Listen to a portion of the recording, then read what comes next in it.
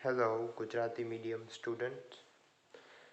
હવે આજે આપણે ફિઝિક્સમાં આગળ વધીશું અને આજે હું તમને બહુ જ મહત્ત્વનો ટોપિક હું તમને સમજાવીશ અને આને તમે બરાબર રીતે યાદ રાખી દેજો, કારણ કે દાખલા અને એ બધી વસ્તુ છે એ બધું આના ઉપર ઘણું બધું જ આધાર રાખે છે. તો જો સૌથી પહેલાં હું તને સ્પ્રિંગ, હવે આ લેક્ચરમાં આપણે અલગ અલગ પ્રકારના બળ સમજશું. ઓકે, સામાન્ય બળોની સમજૂતી. સામાન્ય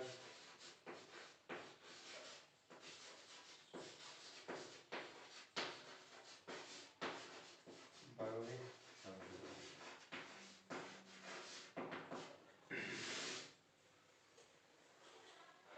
હવે સૌથી પહેલાં હું તમને સમજાવીશ સ્પ્રિંગનો બળ.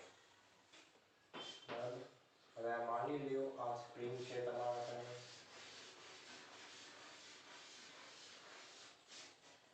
આઠ આટા છે. કેટલા આટા છે? 8.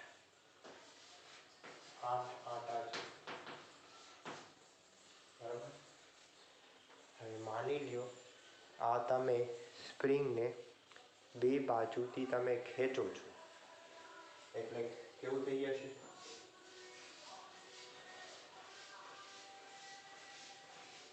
આવી થઈ જશે સ્પ્રિંગ. જ્યારે તમે આ સ્પ્રિંગને આવી રીતે તમે ખેંચશો, પણ એકવાર સ્પ્રિંગ ખેંચાયેલી હોય તો એના જે આટા હોય એ આટા સરખા રહે. પહેલે આટા જો કેટલા હતા? 8 હતા. હવે કેટલા છે? 8 જ છે. બરાબર. હવે આ વસ્તુને તમે સમજો અને જરાક ધ્યાનથી સમજજો. જો એકવાર તમે આ સ્પ્રિંગને ખેંચી લીધી છે, બરાબર, સ્પ્રિંગને તમે ખેંચી છે, તો સ્પ્રિંગને આવું ક્યાં છે? પોતાના સ્થાનમાં તે આવું છે. એટલે જેવી હતી સ્પ્રિંગને એવું બનવું છે, તો બળ કેવો લાગશે? આકર્ષણ. કેવો બળ લાગશે? આકર્ષણ બળ લાગશે. આકર્ષણ બળ કોણ લગાવે છે? આ સ્પ્રિંગ લગાવે છે. બરાબર ને? કોણ લગાવે છે? સ્પ્રિંગ. સ્પ્રિંગ આ બાજુ બળ લગાવશે,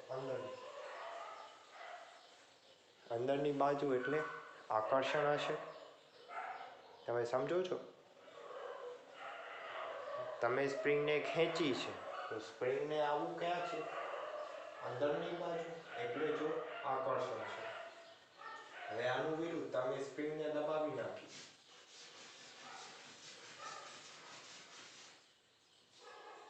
બરાબર, તમે સ્પ્રિંગને દબાવી નાખી. હવે સમજો, અને સ્પ્રિંગ દબાઈ ગઈ છે. હવે સ્પ્રિંગને ક્યાં? પોતાના ઓરિજિનલ સ્થાન ઉપર જવું છે, એટલે સ્પ્રિંગ કેવું બળ લગાવશે? અપાકર્ષણ. કેવું બળ લગાવશે? અપાકર્ષણ. એટલે આ આકર્ષણ હશે અને આ અપાકર્ષણ હશે.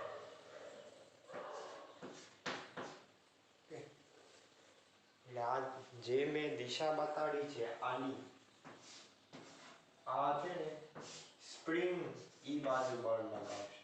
સ્પ્રિંગ ઈ બાજુ બળ લગાવશે. ખબર પડી ગઈ? એકદમ ઈઝી છે. જરાક ધ્યાનથી સમજજો તમે આને. એકવાર જોઈ લ્યો ને લખી લ્યો બધું વ્યવસ્થિત.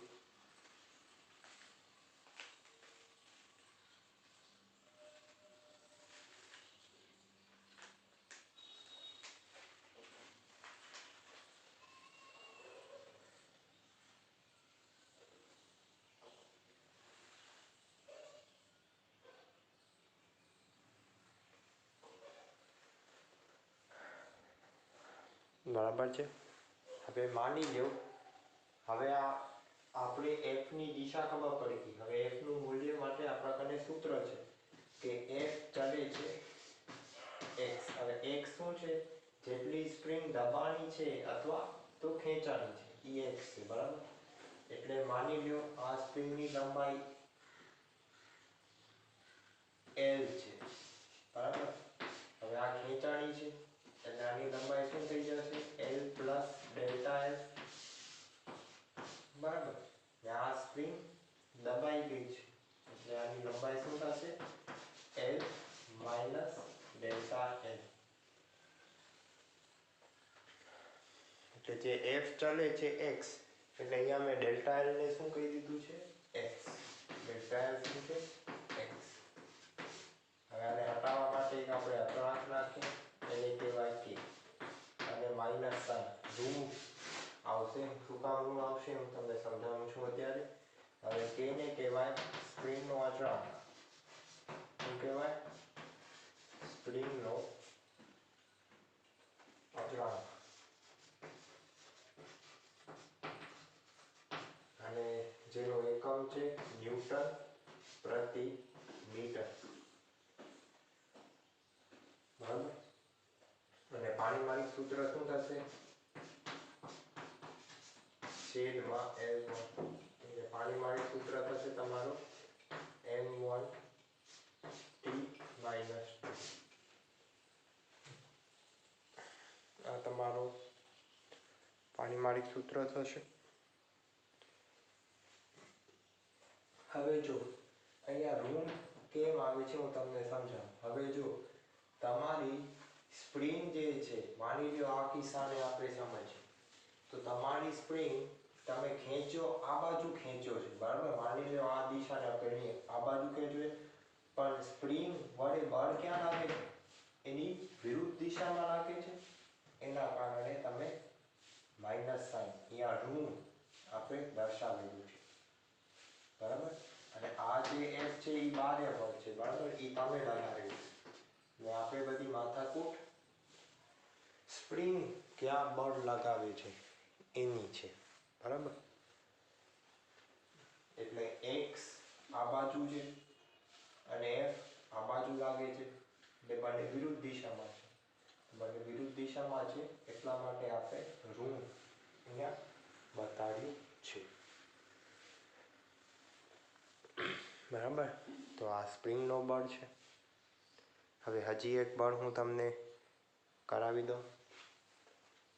હવે જો ગમે તે વસ્તુ હોય બરાબર. માની લો આ m દળ છે આનો તો પૃથ્વી તેને પોતાના કેન્દ્ર તરફ ખેંચે. પોતાના કેન્દ્ર તરફ ખેંચે એટલે નીચે હંમેશા બળ લાગશે W બરાબર mg બરાબર. ગુરુત્વાકર્ષણના કારણે બરાબર. કેના કારણે ગુરુત્વાકર્ષણના કારણે ગમે તે હોય હંમેશા એની દિશા ક્યાં આવશે નીચે જ આવશે બરાબર.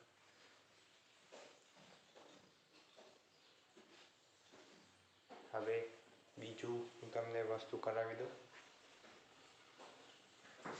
માની લો તમારા કને એક દોરી છે અને એનામાં તમે m દળની એક બ્લોક તમે લટકાવ્યો છે. તો અહીંયા આપણને ખબર હોવી જોઈએ ક્યાં કયા બળો લાગશે.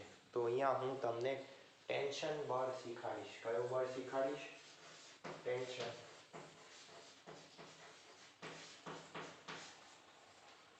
ટેન્શન T બળ કેવી રીતે લાગે ક્યાં લાગે હું તમને શીખવાડીશ. હવે જો આ આપણો બ્લોક છે ને સંતુલનની સ્થિતિમાં છે. કેવી સ્થિતિમાં છે સંતુલનની સ્થિતિ છે બરાબર. આપણે જે પણ દાખલા કરશું એનામાં બધી જ સંતુલનની જ સ્થિતિ હશે. કેની સ્થિતિ હશે સંતુલનની. તો હવે સમજી લો આ જે આપણી દોરી જે છે આ આપણી દોરી છે. તો હવે ક્યાં ક્યાં બળ લાગશે એ હું તમને સમજાવી દઉં. સૌથી પહેલા તો પૃથ્વી તેને પોતાના કેન્દ્ર તરફ ખેંચશે એટલે નીચે કયું બળ લાગશે W બરાબર mg. હવે બીજું, હવે જો તમે આ એમ દળનો લટકાવેલો જે છે એના કારણે તમારી દોરી ખેંચાઈ ગઈ હશે. દોરી કેવી થઈ ગઈ હશે?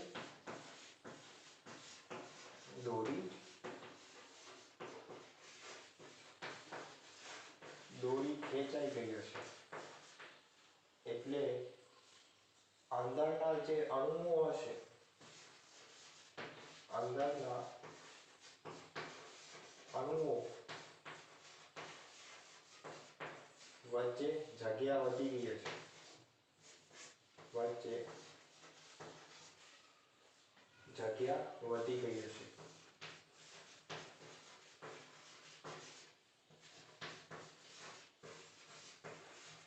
એટલે આવું તમને આકૃતિમાં હું તમને બતાવું છું અણુઓનું શું થાય છે. હું તમને સમજાવી દઉં. આ હંમેશા યાદ રાખજો, નીચેની તરફ હંમેશા mg જેટલો બળ લાગશે. હવે માની લો આપણે આને જરાક મોટા અણુમાં જોઈએ. માની લો કે અહીંયા 3 અણુઓ છે. હવે તમે આને બે બાજુથી તમે ખેંચો છો એટલે બાહ્ય બળ લગાવશો તમે, અને આ ખેંચાશે એના કારણે અણુઓ વચ્ચેની જગ્યા વધી જશે, આમ થઈ જશે. હવે આપણે એમ સમજીએ કે બે અણુઓ વચ્ચે સ્પ્રિંગ લગાવેલી છે. આપણે એવી રીતે સમજીએ. કેવી રીતે સમજીએ? બે અણુઓ વચ્ચે સ્પ્રિંગ લગાવેલી હોય. આપણે એમ સમજીએ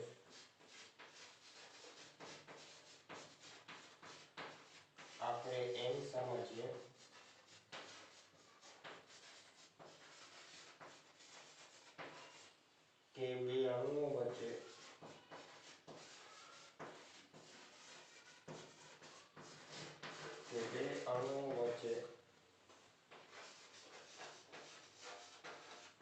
સ્પ્રિંગ લગાવેલી હોય.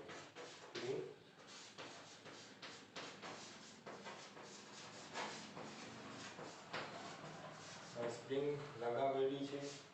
હવે જ્યારે સ્પ્રિંગ બળ લગાવેલો છે, બરાબર. હવે સ્પ્રિંગ કઈ તરફ બળ લગાવશે? અંદરની બાજુ, કારણ કે સ્પ્રિંગ ખેંચાઈ ગઈ છે. એટલે બળ કેવું લાગશે? આકર્ષણ લાગશે. એના કારણે એના વચમાં પણ આકર્ષણ બળ લાગશે. બરાબર. સ્પ્રિંગ દ્વારા બળ છે. કેના દ્વારા બળ છે? સ્પ્રિંગ દ્વારા બળ છે. આના કારણે એવી જ રીતે આ દોરીમાં અણુઓ ખેંચાઈ ગયા છે. અણુઓ વચ્ચે જગ્યા વધી ગઈ છે. હવે અણુઓ જે છે એ પોતાના કે પછી પોતાની ઓરિજિનલ જગ્યા પ્રારંભિક રીતે જે સ્થિતિમાં હતા એ સ્થિતિમાં એ લોકોને આવવાનું પસંદ કરશે. જેવી રીતે તમે તમારા ક્લાસરૂમમાં જ્યાં તમે બેઠા હશો ત્યાં જ તમને બેઠવાની મજા આવશે. બરાબર. હું તમને બેસવાની મજા આવશે. એવી જ રીતે છે અણુઓમાં. એની પ્રારંભિક સ્થિતિમાં આવવાની ટ્રાય કરે.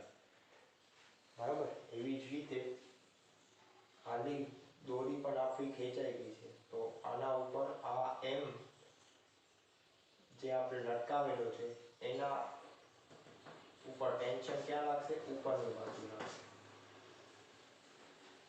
બરાબર. તમે સમજી શકો છો. તમે અણુઓ લઈ લો, એક અણુ આનું લઈ લો એમ બ્લોકનો, અને એક અણુ તમે આનો લઈ લો, દોરીનો લઈ લો. બરાબર. હવે કેવું બળ લાગે છે તમે જોઈ શકો છો. બળ લાગે છે આકર્ષણ. એટલે આકર્ષણ બળ લાગે છે. એટલે આ એમ બ્લોક ઉપર કઈ દિશામાં લાગે છે? ઉપર. એટલા માટે તમારું ટેન્શન T ની દિશા ઉપર થશે. ટેન્શન T ની દિશા ક્યાં થશે? તો ઉપર થશે. તમે જોઈ શકો છો સાફ.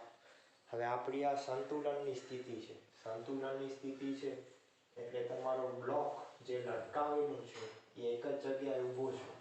એના કારણે તમે લખી શકો કે ટેન્શન T બરાબર શું થશે? mg. ટેન્શન T બરાબર શું થશે? mg. આ બહુ જ મહત્વનો કોન્સેપ્ટ છે. અને તમને બહુ જ ધ્યાનથી સમજવાનું છે. બરાબર, તો તમે જોઈ લ્યો. બરાબર, તો બીજું હું તમને આવતા લેક્ચરમાં હું તમને સમજાવીશ. અને મેં તમને આ જે પણ લખાવ્યું છે એ બધું જ તમે તમારી નોટમાં વ્યવસ્થિત રીતે આકૃતિ સાથે બધું જ તમે લખી લેજો.